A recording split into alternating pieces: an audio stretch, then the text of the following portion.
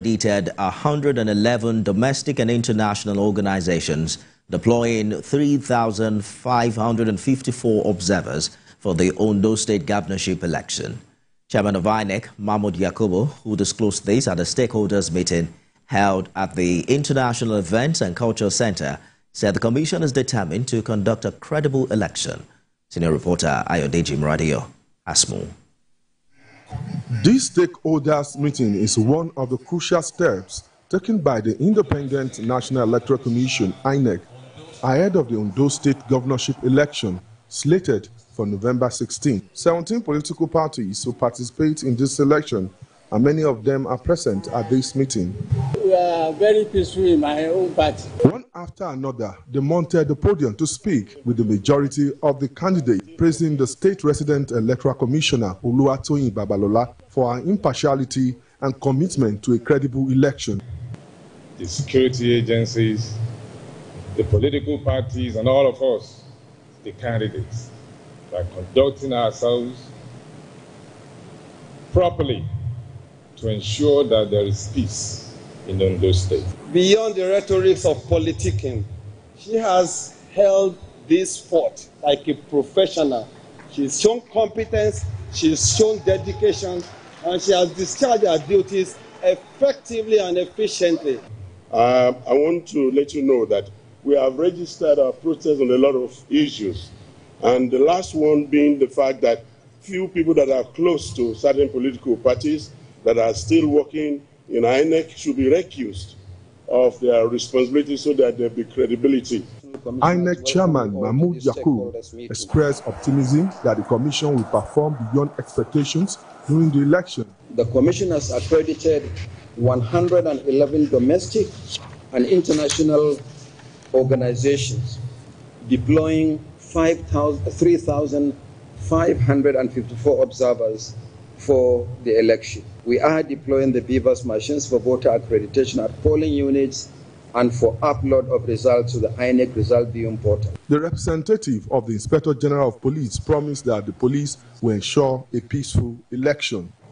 All stakeholders should eschew violence, avoid the do-or-die approach, should not employ thuggery, and play the game according to the rule in the spirit of sportsmanship. The electoral body has again assured the political parties of its neutrality. INEC says it will conduct a peaceful, credible and fair election on November 16. Ayodeji Muradio, TVC News, Akure.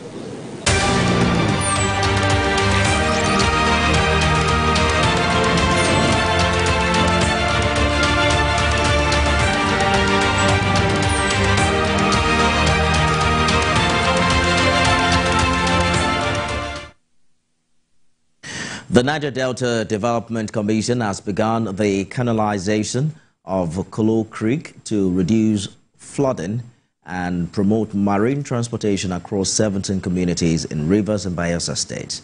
The Managing Director and Chief Executive Officer of NDDC, Samuel Ogboko, led the management of the commission to perform the ceremonial commencement of the project at Okaki in Haoda West Council area in Rivers State.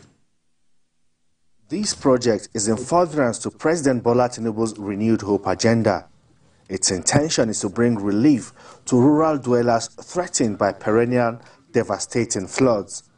The MD of the NDDC inspected various sections of the ongoing projects, including the accommodation unit, administrative blocks, and a visit to the emergency shelter conceived by the present board of the NDDC and other areas. He later gave an update on the expected completion dates. This project will be ready for commissioning by the first quarter of next year. It's a mini community. It has a police post, it has a hospital, it has a school, it has hostels that can accommodate up to 2,000 persons. It's not only going to serve the purpose of flood emergencies or disaster emergency. This place can also be used for camping. The management of the Niger Delta Development Commission was also in Bayelsa State to meet critical stakeholders, including the governor. Looking at the kind of passion and commitment that is always coming from you, we are beginning to have hope so that you can give priority to those things that will actually bring development in our region. The NDDC was also at the palace of King Elijah Hari, paramount ruler of Okariki community, where the chairman was honored by the monarch with the title that is translated to mean the light of Okariki.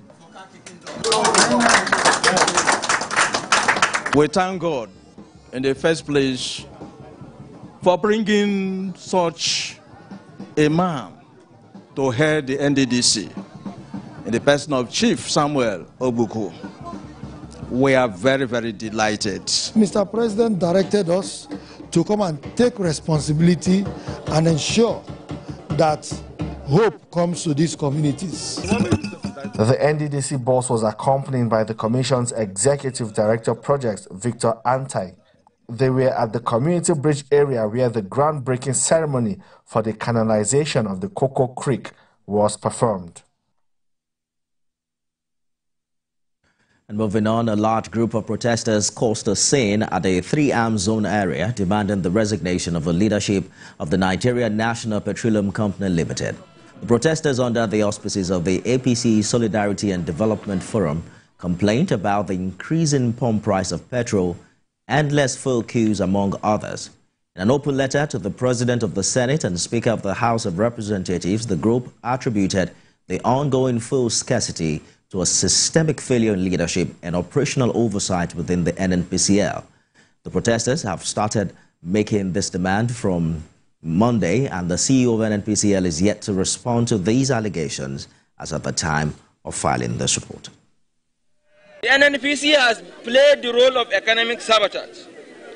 The biggest shameless saboteur of the Nigerian economy today is the NNPC.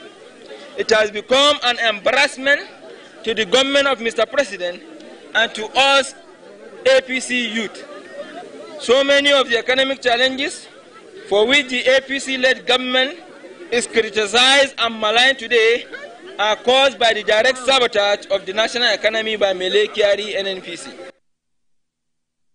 Elsewhere, the Executive Director, President Joe Biden's Advisory Council on Africa Diaspora Engagement, PACADE, Dennis Laurent Manti, says the goal of the engagement is to make it easier for diaspora members to go beyond individual remittances and participate in pooled investments by creating opportunities for Nigerians in the U.S. to partner with local entrepreneurs and foster economic growth in Nigeria.